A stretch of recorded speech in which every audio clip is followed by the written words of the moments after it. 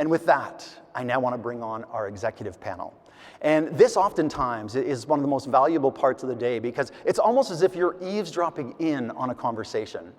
Now, it's 2022, and what are we living with? We're living with the reality of COVID. And so we had intended to have 3 panelists today, but guess what? Yeah, we have 2, and so we're thrilled that they are here with us. And so here today is Carmen Klein. She's a Vice President of Human Resources and Change Management at Cadillac Fairview, and Michael Cherny, who is the Head of Diversity, Equity, and Inclusion at Ontario Teachers Pension Plan. So please join me in welcoming them to the stage. Welcome. Glad that you could join us. Thank you for being healthy. Thank you to our healthcare workers who are helping the other person get ready. Should there be another opportunity for them, but thanks so much for joining us. No problem. Glad that you're here. And so maybe, Carmen, if we can start with you, tell us a little bit about yourself. You know, how is that you got to where it is that you are literally today, not only being on our panel, but in your role, because you've got a dynamic history. Yeah, I guess it is dynamic. So I'm a military brat by upbringing. So my dad was a navigator for search and rescue, and we lived all over Canada. He retired in Ottawa, and that's where I did my engineering degree. So I've got an undergrad degree in engineering. I did my master's at McGill. I started my career in operations, so process engineer operations management with a little known company called Procter & Gamble. I worked at the plant at the Jane and Weston Road. I don't know if you know that one. Yeah? You thumbs up, you do? My house. Oh, okay. Awesome. And I made toilet paper for Canada, and so, which is, you know, a very purposeful, driven career, especially a couple of years ago when it all flew off the shelves. From there, I moved on to Maple Leaf Foods, and I was part of their a real big journey on becoming a Six Sigma organization. So I went into a black belt, Six Sigma Lean. And then during my time there, leadership was also a very big thing with McCain family. Moved onto the leadership side and found my way into Cadillac Fairview, which is where I am today. So a number of leadership roles there. Yeah, and it's so interesting because, you know, so often when we have the executive panel, people literally are like, yeah, but how did they get that job? Like that's a job I want to get into, and I don't know how to navigate it. So this would be interesting. I'm sure you don't know the answer to this question, but I'm going to put it out there anyways. How many engineers are actually VPs in human resources? I don't think there's a whole lot there. I know at least one. Now I know at least one as well.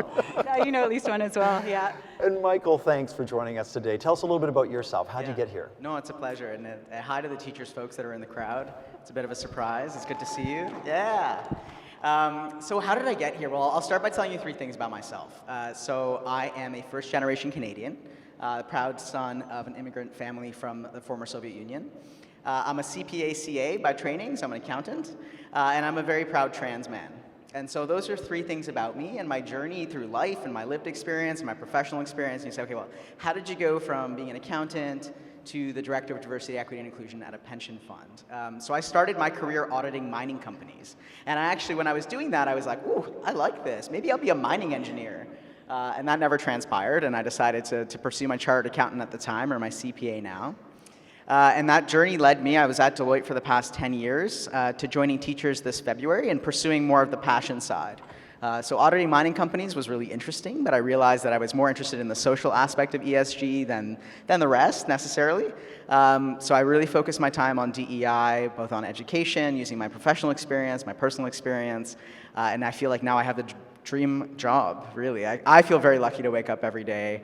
I feel very excited about my job and the purpose that we have at Teachers and the role that I get to play, both for our people and the internal experience, which I'm sure we'll dive into, but also in the way that we invest and impacting, you know, $240 billion. Did not think I would be doing that 10 million years ago, 10 years ago. 10 million years ago, wow. Yeah, no, that either, back in the prehistoric days. So yeah, that's kind of how I got here. Wow, so quite again, so some amazing journeys both of you have been on. And Mike, I'm going to come to you again with this next question. So given that we are here at the Art of Leadership, and especially given that intro that you've just shared with us around your leadership journey, what do you believe are the most important attributes of successful leaders today? Yeah, it's a great question. I'll start by saying I don't think there is one type of leader. So I think there is not one set of attributes, but the ones that I have found personally impactful for myself or those that I view as leaders are people that are, one, authentic, and leading from a very authentic place. And I've seen that in my own personal experience. When I came out to my leader, they were very authentically honest with me that they had no idea what to do or how to support me. That authenticity has gone a long way in my life. The second is curiosity. I find that leaders that are curious, that are constantly learning, that are asking questions and wanting to evolve and grow, that is the sign of a great leader in my mind. And the third is a leader that is empathetic, because I think that will also speak to their style of leading in the sense that they're not going to lead they're going to be strong and they're going to be bold and all these things we've always thought of leadership, but they come from a place of empathy and understand that we all have different experiences and we all have different journeys in life, and we all have to make decisions based on our perspectives, and so the empathy really plays a huge role in that for me. Yeah, I mean, I definitely see empathy as a growing attribute of leaders, and I still see a lot of people struggling with what is empathy. You know, what does it actually mean to be empathetic? Any thoughts around how to help people grow in their empathy at all? Yeah, it's a great question. For me, empathy means understanding that your perspective is not the only perspective. Your experience is not the only experience. And in my work in DEI, we talk a lot about privilege. We talk a lot about marginalization. And for me, when you build empathy, you build a different set of glasses to put on and understand a different perspective. And when you start to see life through different glasses, you start to internalize that experience, and that to me builds empathy. So pairing all three together, be authentically curious, and you'll start to build empathy because you're learning about different experiences and perspectives, and you're broadening your scope. I really appreciate you elevating it to that, because historically empathy has really only ever been understanding how someone feels in this moment and why they might feel that way.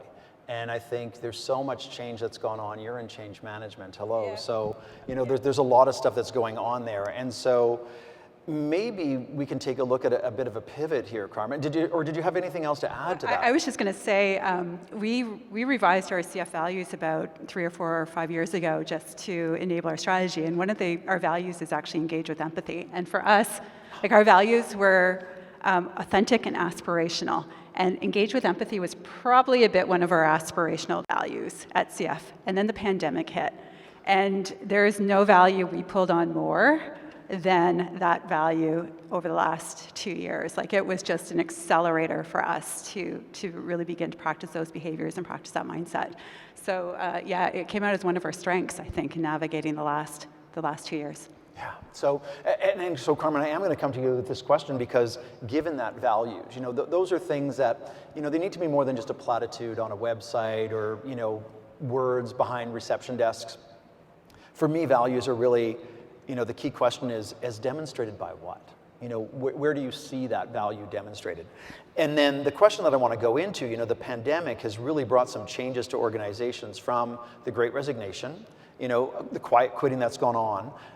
You know, what are some of the struggles? Like, I mean, so many organizations just can't even find, I'm going to just say, bodies to do the job, whatever the job is. Like, it's such a tough time right now. So what are some of the struggles that your company has been facing, and what are some of the positives, if you will, that emerged? Sure, I'm going to take it back a little bit further, just when the pandemic even hit. Yeah. And so the entire history of Cadillac Fairview, our properties have never been shut down. And even as the pandemic was coming and we knew the case counts were going up, we're like, they'll never shut our properties down. And then they shut it down. And I don't know if you've ever been, anyone who's got an operations background, and just walking into a manufacturing plant when the machines are down, or walking into a shopping mall when there's nobody there. In January 2021, I had gone in for a project, had to go in for a meeting. Everything was in lockdown. And the Toronto Eaton Centre in January still had their Christmas decorations up, and the stores still had their Christmas decorations up, because they had been getting ready for Black Friday and then got the call to shut down just before then. And it was so apocalyptic and depressing and sad. And so well-being was actually the piece that we really worked on throughout the whole thing. Our frontline teams were dealing with customers who would spit on them if they asked them to put on their masks. And so the health and safety of our frontline teams was like paramount as we started to ramp back up again. Our salaried staff who were at home were dealing with isolation and the schools being locked down and things like that. And so we were pulse measuring our well-being about every 4 to 6 weeks to see where people were at, responding to them and taking action immediately. And I think we would close the survey, and the report would go up to the exec team within 2 days, and we would turn around and do actions over and over again. So when we talk about things that have come out of the pandemic, that is one of the things that's really rooted into our culture now. And so when we run engagement surveys, which we do still, we believe in engagement, but employees, our managers get an engagement score, they get a well-being score, and they get an inclusion score. And we know those three things are very interdependent. So we know when employees feel positive about their well-being, they're 7 times more likely to be engaged based on our data. When they feel included, they're 19 times more likely to be engaged. So that's been something really positive around a culture shift in terms of what's come out of the pandemic for us. Wow, that's so. Sorry, say it again for me because it's such a vibrating hall. Yeah. Every 4 to 6 weeks, you're doing. We were doing every 4 to 6 weeks at the peak of the pandemic, and it was really quite fascinating because we would see our hourly, well, fascinating in a really sad way, scary way, because we were all kind of scared during the time. But we would see our hourly folks, their well-being was lower than at the start of the pandemic, and then as the world started to open up, we saw the well-being go up. What we actually saw, and then what we saw with our salaried staff who remained at home, was it started to go down as the isolation and disconnection was taking a toll on them. So it was an interesting study in data and a journey for us, for sure. And I love that HR, we've really moved to data and being driven by data as well. Like that means so much to me. Yeah, so. I think the engineering helps. Six Sigma helps with that quite a bit, yeah. Yeah, I was going to say the same for me. Like being data-driven is so important, and I'm not sure if that's my accounting background, but I know that even as an organization, yeah, like I'm just immediately like, okay, give me a spreadsheet. Like I'm excited and I'm ready. But I do see that shift in the industry more broadly. Like we want to be data-informed, not data necessarily making all the decisions for us, but informing the decisions we make. Yeah, I think there's an equation I always used when I was in the Six Sigma where profound knowledge was a combination of experience plus analysis. And so those two things coming together to draw those insights. Yeah, if we can't measure it, how can we improve it, right? So let's really make it that simple. And Michael, I like cleaning data too. It's super fun. Yeah. I have a T-shirt that says Data Rockstar that I got from Tableau. If anyone says shout out to Tableau, great analytics platform. But yeah, it's a. And so I do know Tableau. Yeah, so Tableau gave me a T-shirt that said Data Rockstar, which I think is a pretty impressive achievement. Awesome. I love it. And so speaking of more data, employee retention rates, Mike, are down. Critical roles remain unfilled, as I mentioned, and the evolution of the workplace has seen employees having higher standards and greater expectations than ever before. With organizations under pressure to retain their top talent, what can leaders do to retain and engage their people? Yeah, no, it's a great question. And it's interesting because we talk a lot about the Great Resignation, but in my mind, I've always kind of repositioned it as like the Great Reckoning. I think everyone just has time to just sit back and think like, is this it? Like, do I want to do this? And the number of just total career pivots that I've seen. So it's not people leaving for equivalent roles in different organizations. They are leaving for totally different career paths or roles or places in the world to live. It is a great reckoning in my mind. So what can we do? I mean, I'm biased. In my world, DEI is certainly a big focus. And we talk about the impact that having an inclusive workplace where you can be your authentic self and take that emotional burden off, the benefits that has around creativity and innovation and risk reduction and satisfaction and all those amazing things, loyalty. But that's one that we don't talk about often enough, is if you create an inclusive workplace, your retention rates, statistically, if we're talking numbers here, will improve. And so one of the things that we focused on at Teachers, but I see industry-wide, is really how do we focus on the things we can control. We look at benefits, we look at total rewards like compensation, we look at the environment in which we work in, we look at everything that impacts the life cycle of our people, because it's very difficult to attract amazing talent, it's even harder to retain them.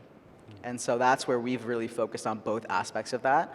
The one thing I'll say, especially when we talk about inclusion, we often focus on like the really like sexy, fun things like events and marching in pride parades. But really what it comes down to, in my mind, is there's sort of three things, right? There's policy, a little less sexy. There's process, better, and then there's people. But I say policy and process as the first two because if you don't have the right infrastructure in an organization, it all breaks down and you won't be able to attract or engage an inclusive and driven workforce. So focusing on the infrastructure, on the policies you have, the processes, and then you start to see that the people will reflect a more representative workplace, a more representative labor pool that you're operating in, a more representative demographic of the communities that you serve, for example. So that's the ways that I've certainly thought about retaining talent, because that is a big challenge. And you know what? The big takeaway is some people will leave, and that's okay, because they are pursuing things, like you said, Bill, like they're pursuing things that get them up in the morning, that get them excited about their week. And I think that's fantastic. Can I add? Yeah. Okay. So I was on, we partner a lot with Qualtrics, who is our engagement survey provider, and was on a call with them a couple of weeks ago. And something we noticed in our data, but also is noticed across North American data that they've been collecting in the last year, is there's this one question where senior leaders have communicated a vibrant future that motivates me, inspires me, has plummeted. So it's not plummeted, but it's gone down, right? So statistically decreased over the course of the pandemic, which kind of gets at your kind of YOLO thing that people are going for, that kind of stuff.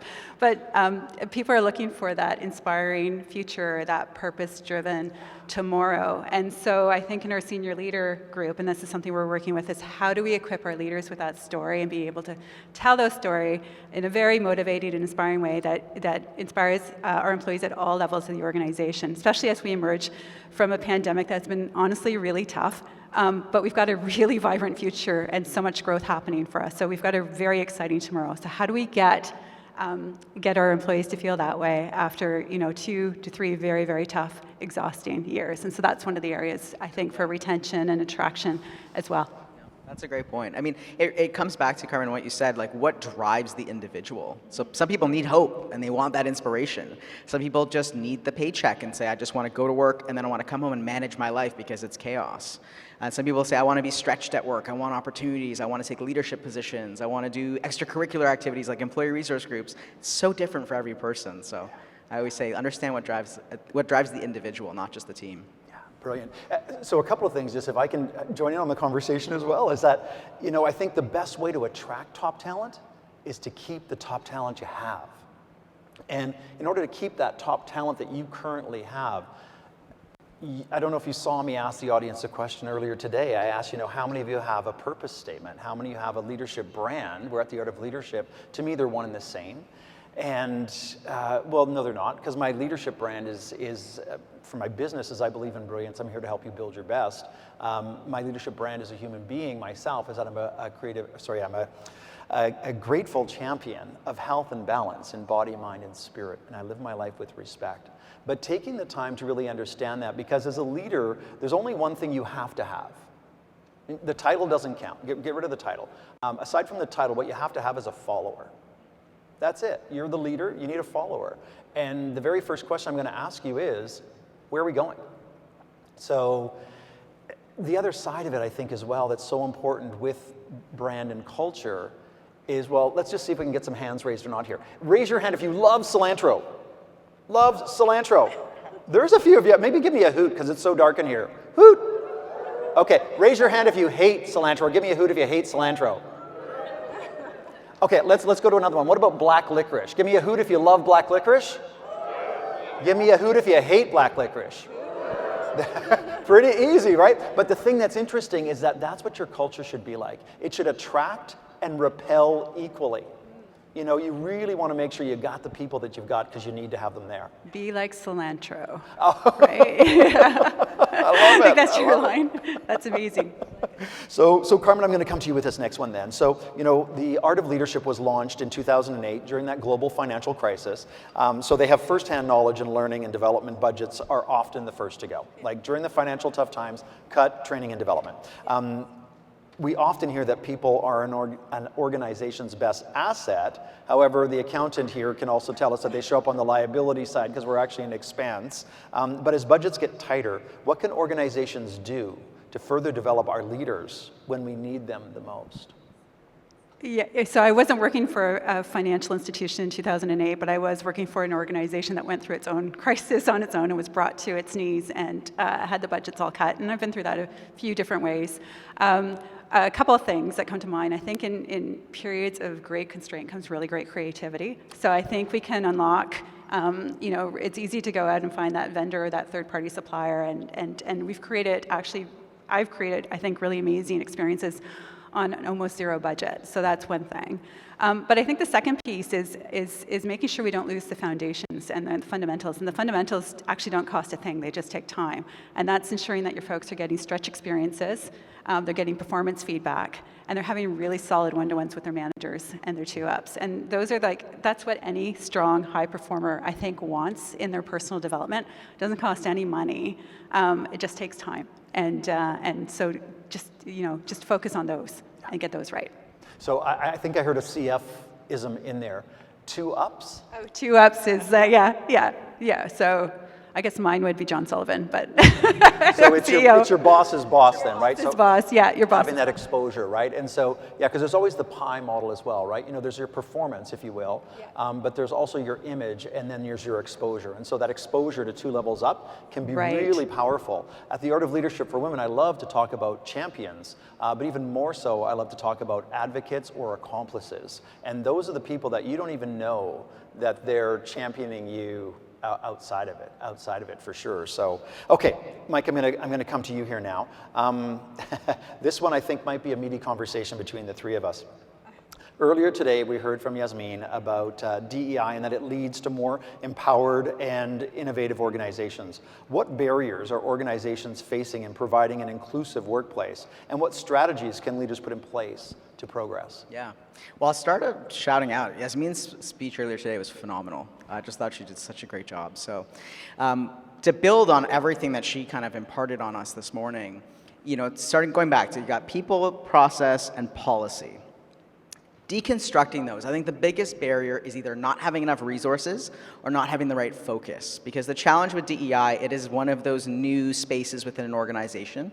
We've seen quite a surge of chief diversity officers, chief inclusion officers, but the challenge and the flip side of that is we've also seen a very large surge in the turnover rates of those exact roles. And the biggest reason behind that is because it's a lack of budget, a lack of strategy, or a lack of commitment from the organization. So if you flip that and you say, okay, well, we need a strategy, we need a budget, and we need commitment. When you have those 3 things and you apply that focus towards your policies to make sure that they're equitable and they're inclusive, you apply that to your processes, and I'm talking every process. Like if you're gonna have people filling out a survey, is it designed in an inclusive way? If you're gonna be offering socials, are they inclusive for folks to wanna go to? Can people see themselves? Are you having a Christmas party or are you having a holiday party? There are very small moments that make just a massive, massive difference in individual sense of inclusion. But when you start to review your processes and you do a little audit of those, you'll uncover so much. And then, of course, the people aspect of it as well. So the biggest barrier, I think, is thinking that you can do this off the side of your desk. I'm very lucky to work for an organization that obviously doesn't think that, and that's why I'm here. And I can tell you my days are busy, busy, but in a great way. So having the right focus and attention will help you overcome those barriers to build the right strategy, and recognizing that it's not going to happen overnight. It's also not going to happen in a year. So DEI is a long-term strategy. It's a value-add strategy to any organization. And as I mentioned, in part of my role, I support our portfolio companies that we have private investment in. I support our capital markets team in our approach around proxy voting. I support our member services team. I know a number of you are in the audience in the way that we support our pensioners or the Teachers of Ontario.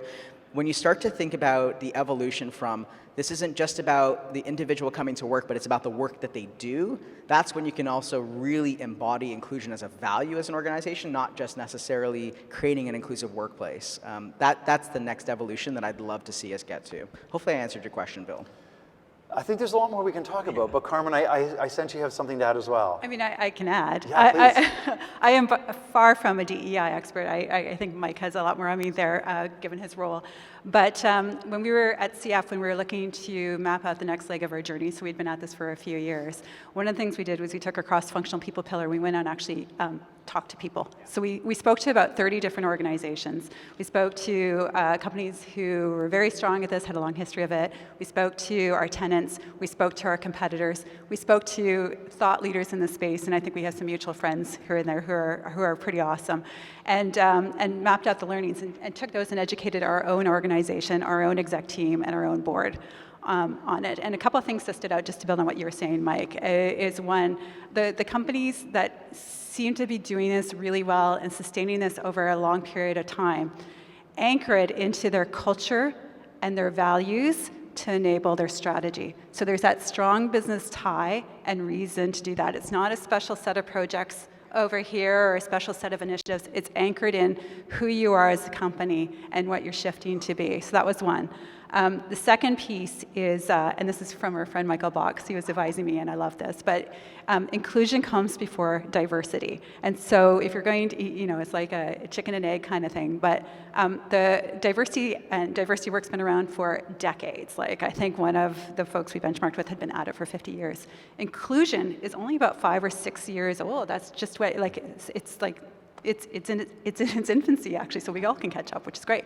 But he would say, if you think inclusion as your soil and diversity as your seeds, you need to have a really rich soil for your diversity to thrive. And so focusing on that inclusion piece and those behaviors and those policies and those processes that reinforce an inclusive culture, that was 2. And then number 3 is data has to guide your journey. And so take the time to get really good data. I find this is an area where a lot of people have very personal opinions, which are anchored in very personal experiences, and often they're competing for the same resources. So I think our role as DEI practitioners, as HR practitioners, is to navigate that, push back where we need to, and make sure that we're focusing the resources that's going to make the biggest lift on our DEI journey. So those are the 3 that I took away. So, and that's powerful. And Mike, what I struggle with at times is that, Yasmin talked about bias, and unconscious bias is the phrase that we hear often, and then there's the cancel culture. For me, as in talent development and leadership development, really in my humble opinion, the best way to fix unconscious bias is education. And we've been, floating these words around for some time now, but here's the question, and I respectfully hope you can answer this for us. In its simplest of terms, what is diversity? In its simplest of terms, what is equity? And in its simplest of terms, what is inclusion? And maybe we start with inclusion first, because even some of the questions that came to Yasmin were sort of sensing of that, maybe they do appear as a white cis male, and hey, I'm doing everything I can here, but yet, what are you talking about? So can you maybe help us with those just most elementary of terms? Yeah, no, I'm happy to. And maybe before I jump into the definitions, a good friend of mine had usually says this, and I'll quote her on this, Katie Judchek. She says, diversity is a fact. We have diversity as individuals. We are diverse. No 2 people in this room have the same lived experience, have the same upbringing, beliefs, work experience, educational experience, race, ethnicity. All these intersections of our identity make us diverse, every single person in this room. So diversity is a fact. We accept that. Inclusion is a choice. And if you're not intentionally including, you're unintentionally excluding.